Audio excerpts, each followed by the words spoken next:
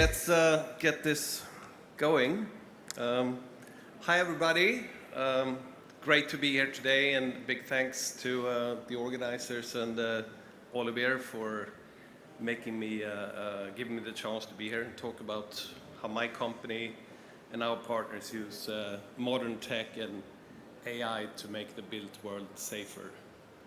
So I'm Fredrik Jardman. I'm Swedish, but I've been in Singapore and Southeast Asia for 15 years now. So my background is from software and computing infrastructure, and I've founded and co-founded quite a few companies over the last years.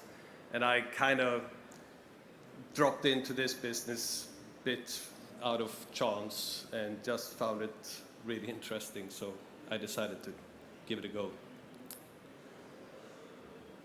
So Inspect AI is a US-based prop tech company, currently operating in the US and setting up business throughout Europe and Asian headquarters in Bangkok now. I'm a partner in Inspect AI, and I run the business in Singapore through a company called Buildtify. So Inspect AI was started by architects, construction, and tech people. And they had a vision of making the built world safer through using technology to enhance safety, security, and sustainability, using AI and drone technology. So we're first and foremost a software and data company. So the more inspections we do and the more the data we collect, the better our AI models get. And this enables us to build new technology such as predictive analytics. And it's all about the data. So today I'll talk a bit about AI and machine learning and how this technology can be used to analyze large amounts of data. I'll show how we use drones to efficiently collect this data and why we find this to be the most efficient way of doing it right now.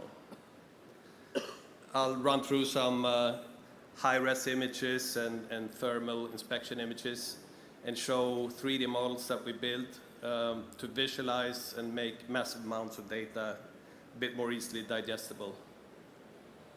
And finally, I'll cover some of the functionality in our cloud-based software, including new models we're developing for predictive analytics.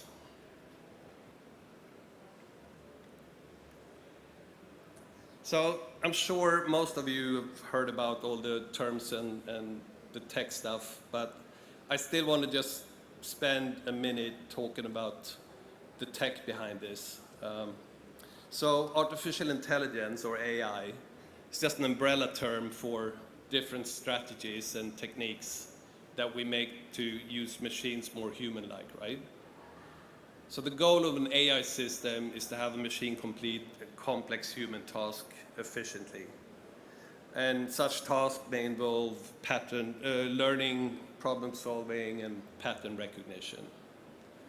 So machine learning, or ML, that's a subset of AI where we use compute power to analyze large volumes of data with statistical models to try to find patterns and get some result of it. So within ML, methods are broadly divided into two categories, supervised and unsupervised learning. So unsupervised learning, that's when we try to find patterns in data, where supervised learning builds a model from being fed a labeled data set. So at Inspect AI, we use supervised learning, and we just feed the ML large amounts of data or images that contains different defects or no defects, and that way we manage to build models that can identify these different patterns. A trained model can achieve around 98% accuracy with a recall rate of over 99%, sorry. So it misses essentially less than 1% of small positives. So the quality of the data you put in is, of course, very important for the end result. We use drones with high resolution cameras, and we find this is the most efficient way to currently do this. Right now we're using drones from DJI, such as this one on the picture here. It's tiny, it's 35 centimeters wide. It can fly in winds of up to 12 meters per second, so it's quite durable even in tough weather. Weighs just under a kilo, has a high resolution wide angle camera and a separate thermal camera. And these operates in parallel. It's also equipped with a differential GPS system, so the accuracy of the positioning is down in the centimeter range.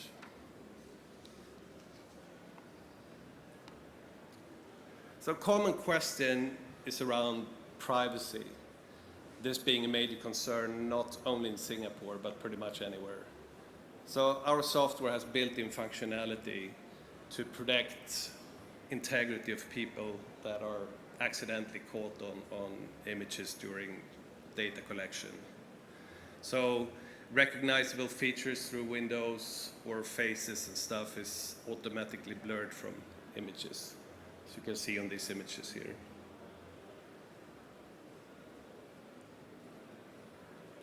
Next.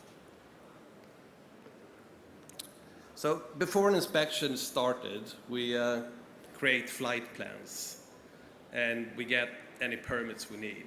And most places today, flying drones is quite regulated, and especially here in Singapore, I would say. So to the right here is a partial sample of a flight plan. And the image to the left shows the camera positions that was used during a flight, and that was actually the cameras we used to build that 3D model that you can see there.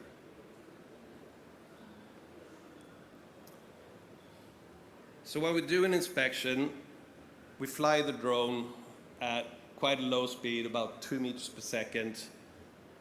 We fly it up and down the building facade, about 5 to 7 meters away, and we're capturing these high resolution and thermal images.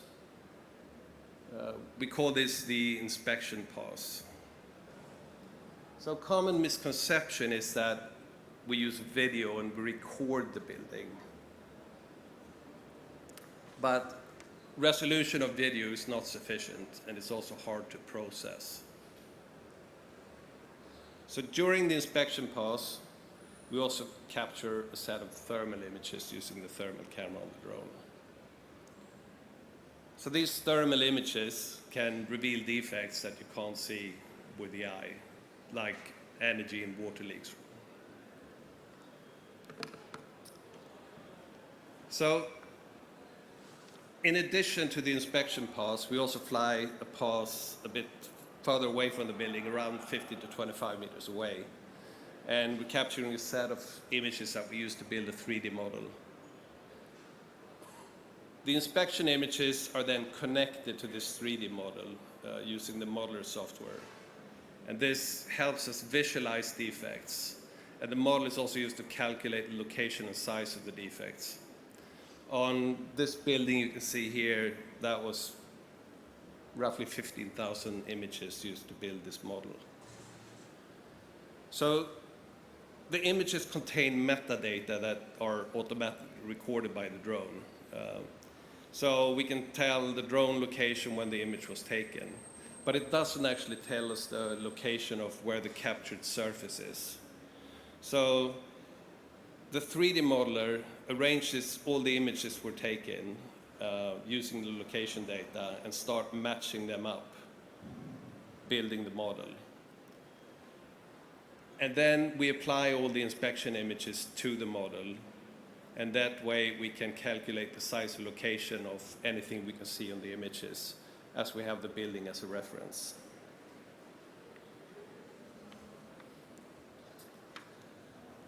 So doing facade inspections, there are quite a different ways you can do that. You can have people standing on gondolas, rappelling with ropes, put up scaffolding. You can have people standing on viewpoints with high-powered binoculars or cameras, or you could use a drone. Using the drone, there are a few different approaches. One approach is to have trained facade engineers that in real time look at a live feed and direct inspection to capture more details of defects that can actually identify. Another approach, which is the one we use at Inspect AI, is that we capture a large amount of images and then we let the computer figure out what should be looked closer at. So having these detailed images of the whole building really makes the inspector's life easier and puts him in the driver's seat, and also provides the tools to identify what to investigate and where further action might be needed. So the inspector can concentrate on the identified defects and special areas of interest and save lots of time compared to having to look at thousands and thousands of images. Just imagine manually inspecting 25,000 images. Even if you're super effective and can do, let's say, 1 image a minute, then it would still take over 40 days shifting through all those images. So having the computer find all the defects, and we can find tiny, tiny details, that drastically reduces the amount of work for the inspector, which then can use his or her skills efficiently where it actually counts.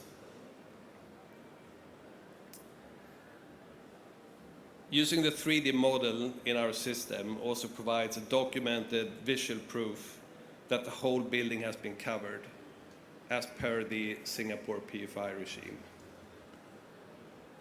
So the BCA in Singapore has expressed that using drones and AI is a preferred way of performing PFI. And in cooperation with Enterprise Singapore, they developed standards for using drones and AI for facade inspections, really making Singapore a world leader in using this technology to make the built world safer.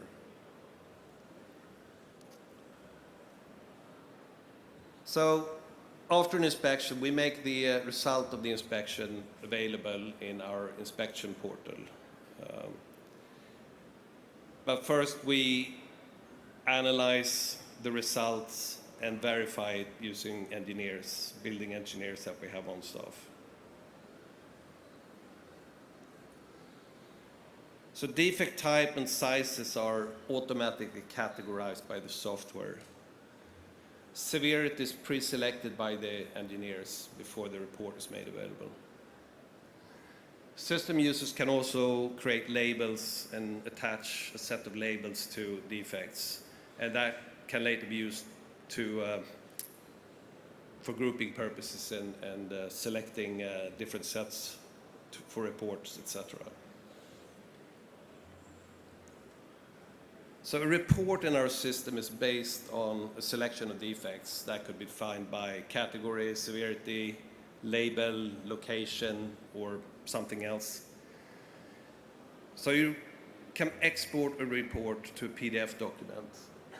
And this PDF document can optionally include an OCR code that you can scan on the document and get straight to the defect in our system, obviously based on having access permissions.